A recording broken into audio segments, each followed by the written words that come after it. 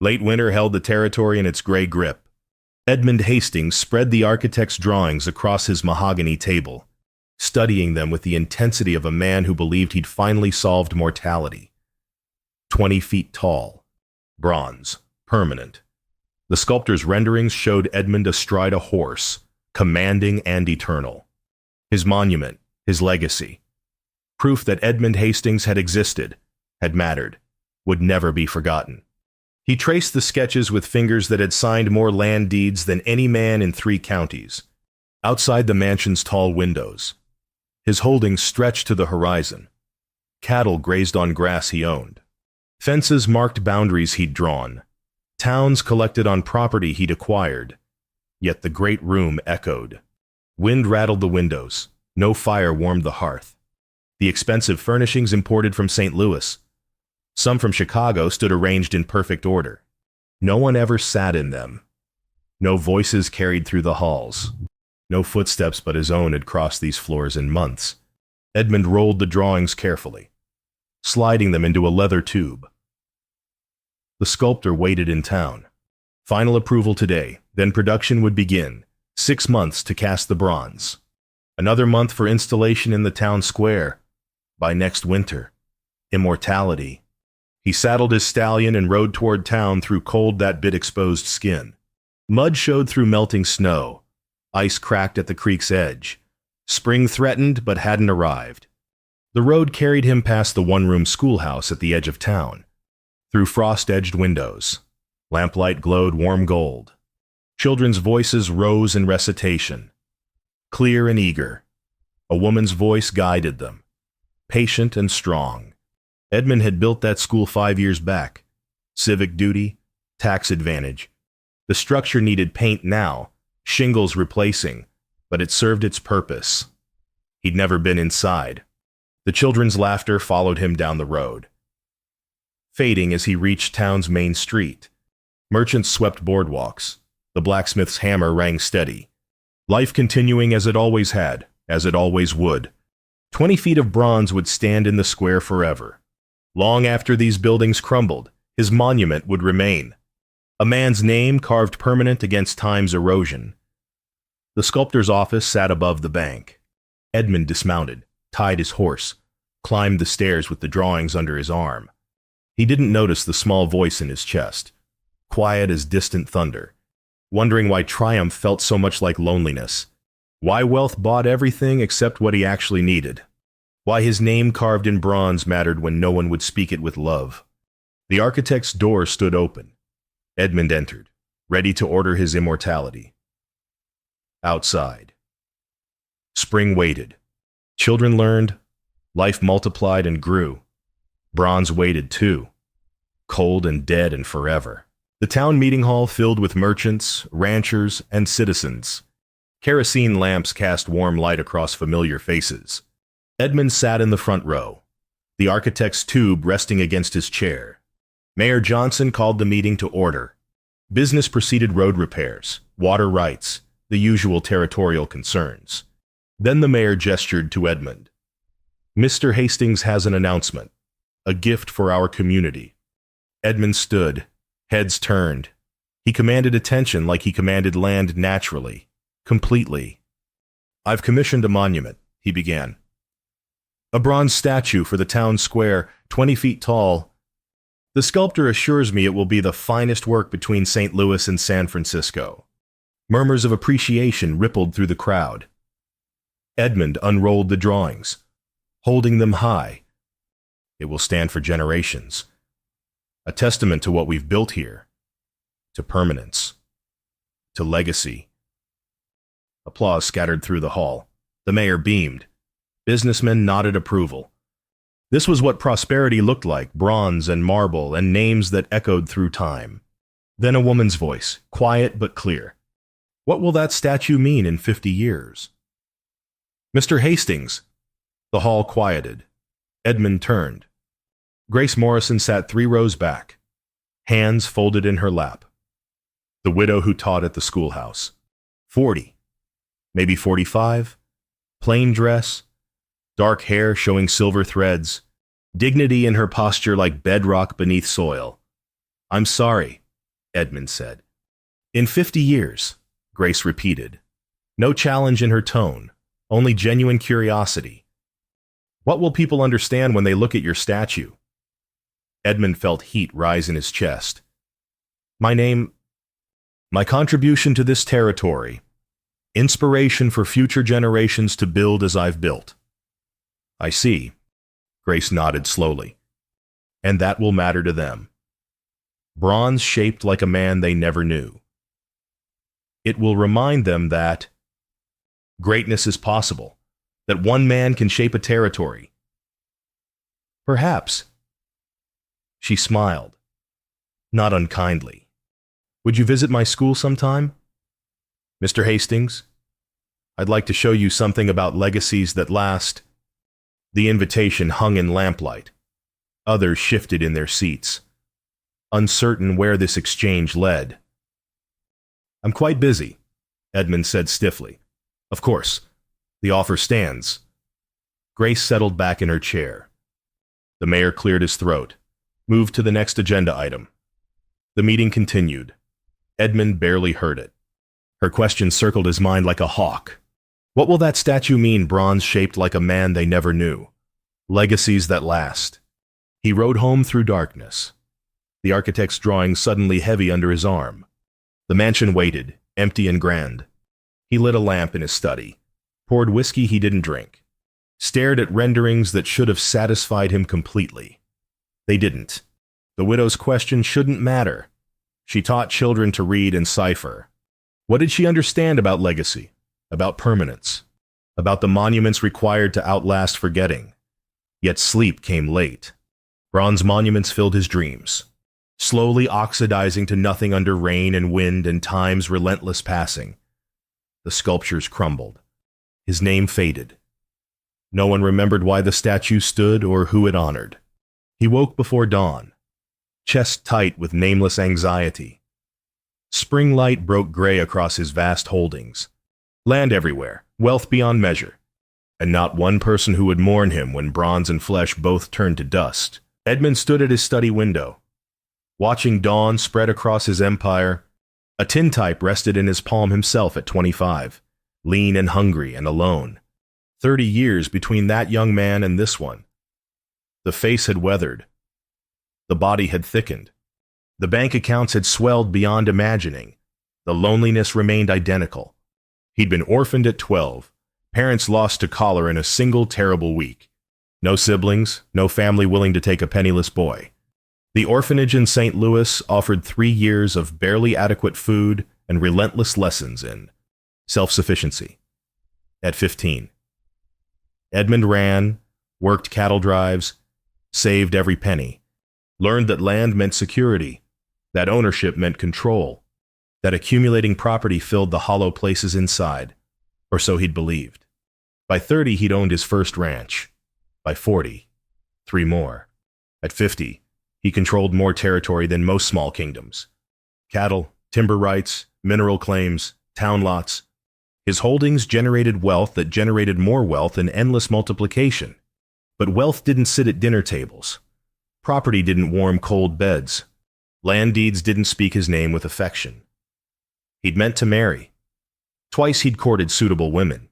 Once an engagement had been announced, but something always intervened his focus on a new acquisition. Her realization that she'd rank below his ambitions. The simple truth that he'd substituted empire for intimacy so long, he'd forgotten how to offer anything but transactions. Now 53. Past the age for children. Past the age where romance came easily. Past the point where loneliness could be solved by simply choosing differently. The statue had seemed perfect. If he couldn't leave children, he'd leave bronze. If no family would carry his name, the monument would carry it instead. Stone and metal outlasted flesh. Permanence through engineering rather than biology. Then the widow's question had cracked his certainty. What will that statue mean in 50 years? He should dismiss her. She taught grammar to ranch children. She understood nothing about building legacies that mattered, monuments that endured, names that echoed through time. Yet her invitation lingered. Edmund set the tintype down, made a decision that felt both small and monumental. He'd visit the schoolhouse. Not to learn, certainly not that, but to prove her wrong. To demonstrate that permanence required substance, not sentiment. That bronze mattered more than whatever small influences a teacher wielded. He'd show the widow why his monument deserved respect. The decision settled something in his chest. Not comfort exactly, but direction, purpose, a challenge to meet and win. Outside, ice cracked at the creek's edge. Water ran beneath, freed by warming. Early thaw beginning. Mud showed through snow. Meadowlarks returned, calling tentative spring. Edmund dressed carefully. Rode toward town as morning strengthened. The schoolhouse waited. Small and weathered and utterly insignificant compared to 20 feet of bronze. He'd visit, he'd listen politely, then he'd return to his sculptor and authorize the statue's construction. Spring could arrive all it wanted. Edmund Hastings knew what mattered. Monuments, permanence, names carved in metal that outlasted everything. He was certain. Almost. The schoolhouse smelled of chalk dust and wood smoke. Edmund entered quietly, hat in hand. Standing at the back while Grace taught, 23 children sat on benches, ranging from 6 to 15. Ranch families and town workers, clean but worn clothes, faces bright with attention. A map of the territories hung on one wall. Arithmetic problems covered the blackboard. Grace stood at the front, pointing to the map with a wooden ruler. "The Oregon Trail runs here," she said, tracing the route. 2,000 miles. Families walked it for months. Why would they do that? A girl raised her hand. "For land." "Ma'am?" "Land. Yes, but more than that. What does land represent?" "Home," a boy offered. "Future," said another. "Possibility," Grace said softly. "The chance to build something that matters, to create legacy." The word struck Edmund like a stone. Legacy. The same word he'd used defending his monument. Grace noticed him then, nodded acknowledgement, but didn't interrupt the lesson. She continued teaching, moving from geography to arithmetic. The children worked problems on slates, tongues peeking between lips in concentration. A ranch hand's daughter struggled with division. Grace knelt beside her, explaining patiently.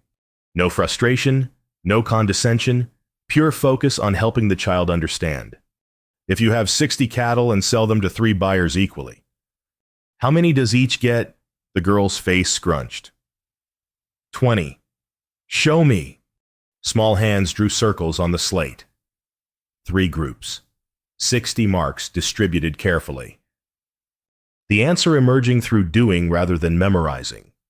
20, the girl said again, this time with certainty. "Perfect." Grace squeezed her shoulder. "You learned that forever now. It's yours." After arithmetic came literature. Grace read from a worn book poetry about frontier life, simple but beautiful.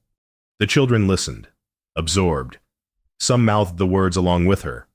Then Grace looked at Edmund directly. "Children, we have a visitor. This is Mr. Hastings. He owns much of the land your families work." 23 pairs of eyes turned. Edmund shifted, unexpectedly uncomfortable.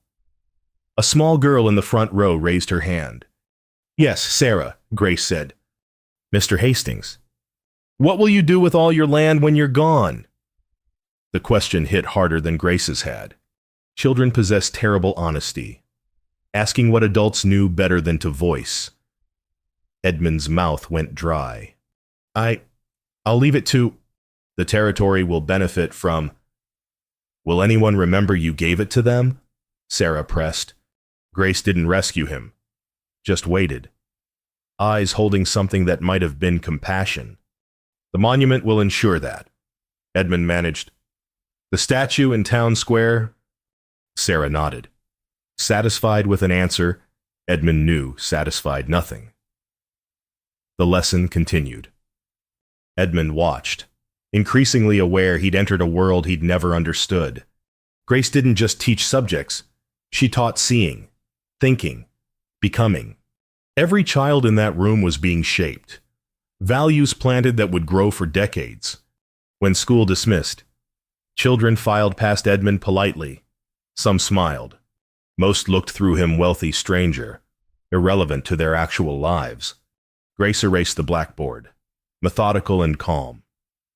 "Thank you for visiting," she said without turning. "You're welcome." Edmund hesitated. "How long have you taught here?" 18 years. Before that, in Kansas for 6. That's a long time. Long enough to see my first students raising their own children now. Grace faced him.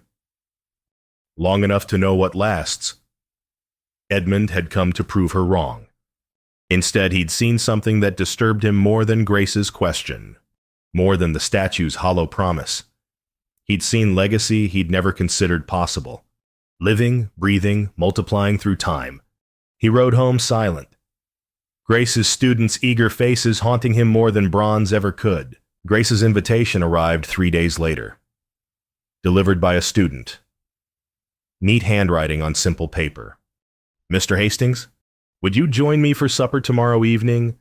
I'd like to continue our conversation about legacy. Grace Morrison." Edmund studied the note, aware he should decline. He had accounts to review, contracts to sign, cattle shipments to arrange. A wealthy man's time mattered, yet he found himself accepting. The next evening he arrived at Grace's small house on the edge of town. Modest but well kept, garden plot prepared for spring planting, lamplight warm in windows. Grace answered his knock wearing a simple dress, hair pulled back. "Come in, please."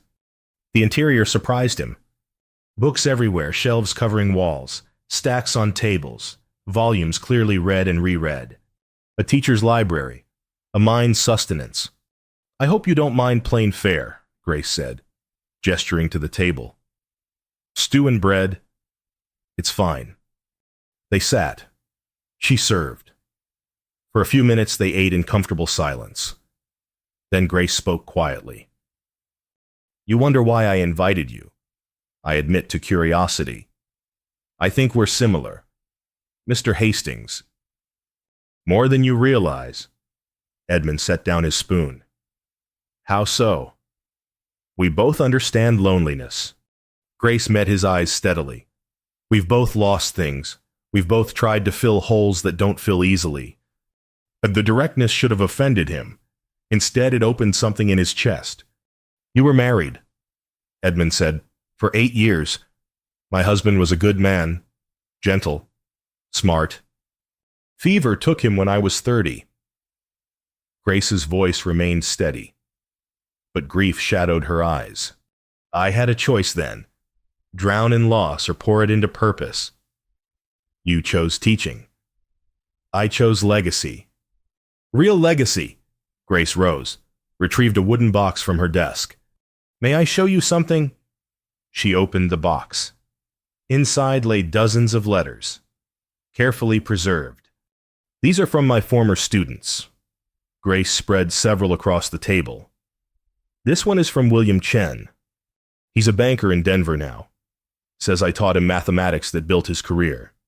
Edmund scanned the letter. Genuine gratitude filled every line. Grace selected another. "This is from Margaret Williams, mother of 4. She learned to read at age 12 in my classroom. Says it changed everything." Another letter. "James Porter, county judge. Credits my lessons on justice with shaping his approach to law." More letters, more students, more lives Grace had touched, shaped, sent forward carrying her influence. "These people," Grace said softly. "Their children and children's children will carry what I taught." The mathematics William uses to run his bank, he's teaching his son. Margaret's children all read because she learned. James's rulings affect hundreds of lives. She looked at Edmund with eyes that saw through him. "That's legacy, Mr. Hastings. Not bronze, not stone, not land deeds. People. Carrying your wisdom, your values, your best self forward through time. Multiplying. Growing, living, Edmund's throat tightened. He thought of his mansion's empty halls, his land that would pass to strangers, his monument that would oxidize and crumble and mean nothing to people who never knew him. "I have no children," he said hoarsely. "No family. What legacy can I build?" "Any legacy you choose." Grace's voice gentled. "The statue you're planning, is that what you want to leave bronze that will decay? Or could you imagine something else? Like what? Like a school that expands? Like scholarships for children who can't afford books? Like partnering with someone who knows how to plant seeds that grow forever?" Their eyes held. Something passed between them. Recognition. Possibility. Loneliness, acknowledging loneliness. "I don't know how." Edmund admitted, "I do." Grace smiled. "That's the point of partnership." Edmund walked home under stars that seemed brighter than before. His coat pocket held the statue plans. They felt heavy, dead. Grace's letters, those had felt alive. For the first time in 30 years, Edmund wondered if he'd been building the wrong monuments all along. Spring breeze carried warmth. New grass smelled green. Everything waking, growing, ready to begin again. Maybe him too. The sculptor arrived from St. Louis on a cold morning. Despite spring's progress, Marcus Webb stepped from the train carrying portfolio and confidence. "Mr. Hastings." He strode forward, hand extended. "I've brought something magnificent." The town council had arranged a viewing at the meeting hall. Word spread. By noon, 50 people gathered to see the model. Webb unveiled the clay sculpture with theatrical flourish. 2 feet tall, perfectly proportioned. Edmund astride his stallion, chin raised, eyes fixed on distant horizons, commanding, eternal. The crowd murmured appreciation. "Bronze casting will amplify every detail," Webb said. 20 feet tall, it will dominate the square. Visitors will see it from a mile away. Your name carved in the base, birth year, the legacy you've built, all of it permanent. Mayor Johnson clasped Edmund's shoulder. "Finest monument in the territory. You've done this town proud." Merchants congratulated him. Ranchers nodded approval. This was success made visible, bronze and permanence, and names that echoed through generations. Edmund studied the clay model, searching for the satisfaction he'd expected. The sculptor had captured him perfectly. Strong, commanding, significant, empty. He looked up. Grace stood at the back of the hall, nearly hidden by taller men. Their eyes met. She didn't smile, didn't frown, just watched with something like sadness. "Mr. Hastings," Webb pressed. "Shall I proceed with the casting? I'll need your authorization today." "The foundry has scheduled your commission." The room waited, every eye on him, every expectation clear. Edmund thought of Grace's letters, William Chen teaching his son mathematics, Margaret's literate children, James's rulings affecting hundreds, legacy multiplying, breathing, living. Then he thought of the crowd's expectation, the town's pride. Canceling now meant humiliation. Questions about his judgment, whispers about that widow's influence. He was a businessman. Businessmen didn't reverse decisions publicly, didn't admit uncertainty, didn't show weakness. "Proceed," Edmund heard himself say. Webb beamed. "Excellent. I'll need 50% payment now. The balance on delivery." Edmund wrote the check, hand steady despite his churning gut. The crowd applauded. Mayor Johnson proposed a toast at the saloon. Men clapped Edmund's back, praising his vision. Grace's chair sat empty. She'd left without a word. That night, Edmund sat in his study, staring at the check stub. $25,000. Half the statue's cost. Paid and gone. He'd chosen. Bronze over breath. Monument over meaning. Pride over wisdom. The decision should have satisfied him. He'd stood firm, maintained his vision, refused to be swayed by a schoolteacher's sentimentality.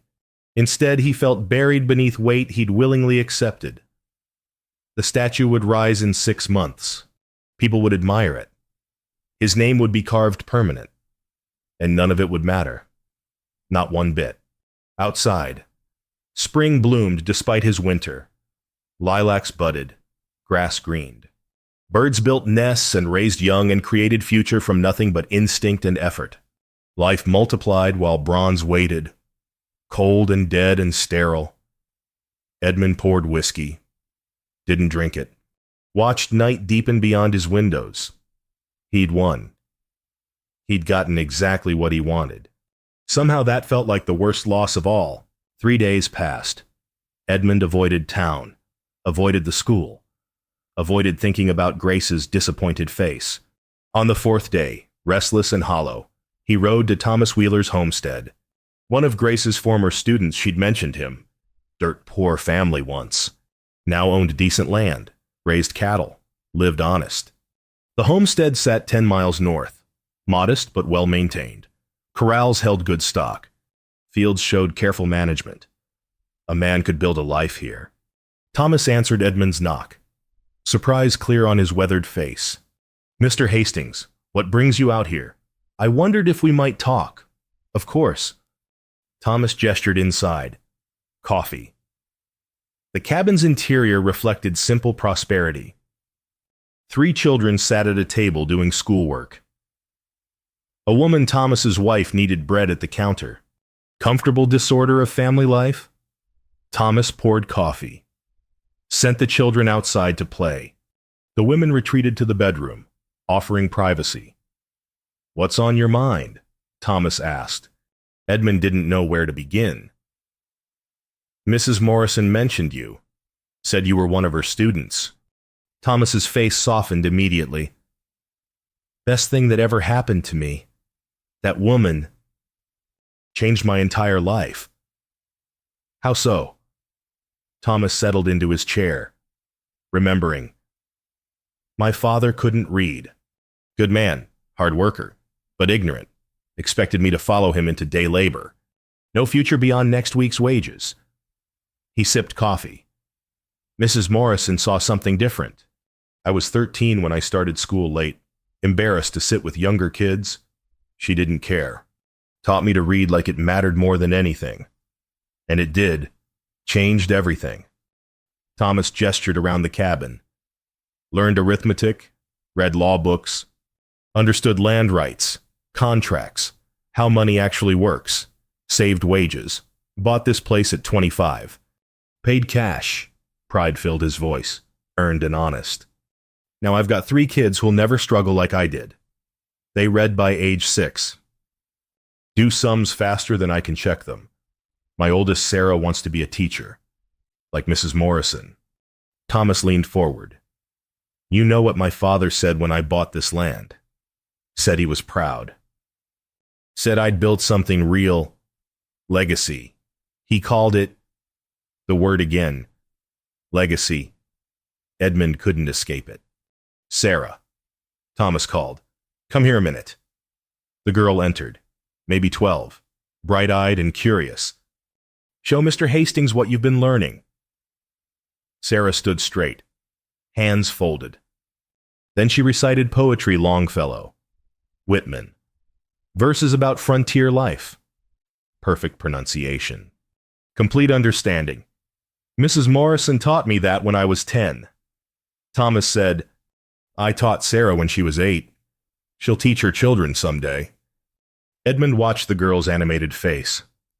Words learned 30 years ago, passed down, multiplying through generations.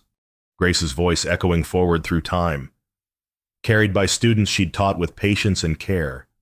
"The bronze statue will crumble eventually," Edmund said quietly. Thomas looked confused. "Sir?" "Nothing." Edmund stood. "Thank you for the coffee." Riding home through spring night, cherry trees blooming white against stars, Edmund felt something break open in his chest. Not painful, liberating. He'd spent 30 years accumulating land, believing ownership meant legacy, believing monuments required stone and bronze and permanence purchased through engineering. But Thomas's children reciting poetry, Grace taught their father that was real permanence. Living, breathing, multiplying through generations without end. Legacy wasn't what you owned. Legacy was what you gave away, planted in souls that carried it forward forever. The statue waited in St. Louis, bronze poured and cooling. His name would be carved in the base. It would stand in the town square for decades, maybe centuries, and it would mean nothing. Absolutely nothing. Tomorrow everything changed, regardless of cost, regardless of embarrassment. Truth had struck too hard to ignore. Morning arrived clear and warm. Edmund sent 2 telegrams before breakfast. The first went to Marcus Webb in St. Louis, cancel statue commission, accept penalty fees. Detailed letter follows. The second went to his attorney, draft contract for educational endowment. $50,000, details to follow. Then he rode to town. The telegraph operator's eyes widened, reading Edmund's message. By noon, everyone would know. By evening, the speculation would multiply like weeds. Let them talk. Edmund went directly to the schoolhouse. Morning classes had started. Through windows, he saw Grace teaching grammar. Children bent over slates. He waited outside, patient for the first time in memory. Noon came. Children spilled out for lunch, scattering like released birds. Grace emerged last, saw Edmund standing by the fence. Mr. Hastings. Mrs. Morrison. He removed his hat. May I speak with you? Of course. They walked away from curious eyes, toward the creek that marked the school's boundary. Water ran high with snowmelt, urgent and alive. I canceled the statue, Edmund said. Grace stopped walking. You did? This morning, telegraphed to the sculptor. I'll pay the penalty, probably $10,000, but the bronze won't be cast. Why? Edmund faced her. Because you were right. Because Thomas Wheeler's children reciting poetry you taught their father 30 years ago matters more than any monument I could build. Because I've spent 30 years accumulating the wrong things. Grace's expression softened. Edmund. I want to fund the school expansion, he continued, words rushing now. New building. More teachers. Scholarships for families who can't afford books. I'll endow it with $50,000. More if needed. That's extraordinary. It's practical. Edmund managed a rough laugh. The only monument worth building, but I can't do it alone. I don't know how. I need someone who understands how to plant seeds that grow forever. Grace waited, understanding where this led. I'm asking if you'll marry me, Edmund said. Not because I'm lonely, though God knows I am.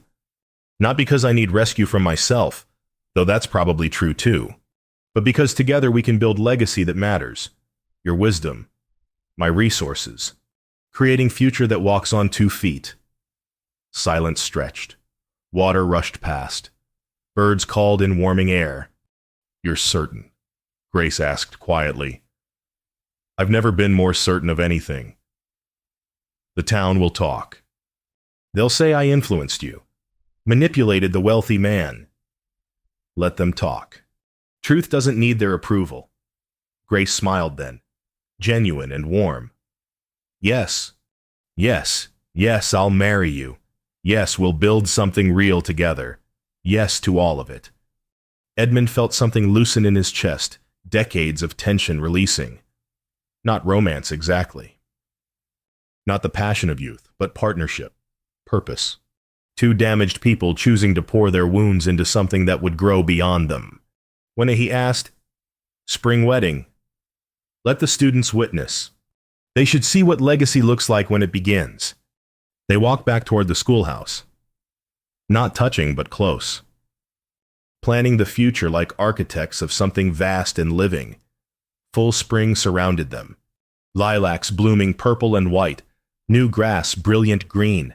Everything alive. Everything growing. Everything possible now. The town would talk. The statue's cancellation would scandalize. His monument would never rise in the square. Edmund didn't care. He'd finally figured out what mattered. Not bronze that oxidized, not stone that crumbled, not land that passed to strangers. People. Carrying your values forward. Living beyond bronze. Generation after generation. That was immortality. That was legacy. That was everything. Spring wedding day arrived with golden light and warm breeze. The new schoolhouse construction had started, foundation laid. Framing begun. Workers paused their labor to witness. Edmund stood at the front of the outdoor gathering, watching people arrive. Every chair filled. More stood at the edges. 73 former students Grace had taught over 24 years. The banker from Denver. The mother of 4. The county judge. Thomas Wheeler and his family. Students from her Kansas years who'd traveled days to attend. Young people and old. Successful and struggling. But all carrying something Grace had planted. A receiving line formed naturally, 73 people waiting to greet their teacher on her wedding day. Living testament to her legacy. Edmund watched them, finally understanding. These weren't guests. They were Grace's monument.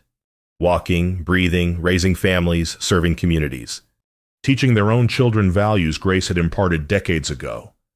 This was what lasted. Not bronze. Not stone.